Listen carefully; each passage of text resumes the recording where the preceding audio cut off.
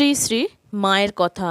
স্বামীজি বললেন, মা, আমি তাঁর বাণী প্রচার করতে চাই, আর সেই জন্য যত শীঘ্রই সম্ভব একটি সংঘ স্থাপন করতে চাই, কিন্তু যত দ্রুত করতে চাইছি ততটা দ্রুত করতে পারছি না বলে কষ্ট পাচ্ছি। মা এবার নিজের কোমল স্নেহদ্র কণ্ঠে বললেন, চিন্তা করো না, তুমি যা করছো আর যা করবে সবই চিরকালের জিনিস।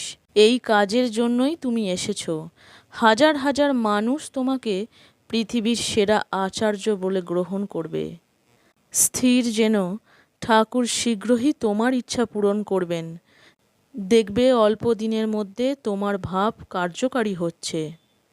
প্রার্থনা সুরে স্বামীজি বললেন, মা, আশীর্বাদ করুন আমার কাজের পরিকল্পনা যেন শীঘ্র রূপায়িত হচ্ছে দেখতে পাই।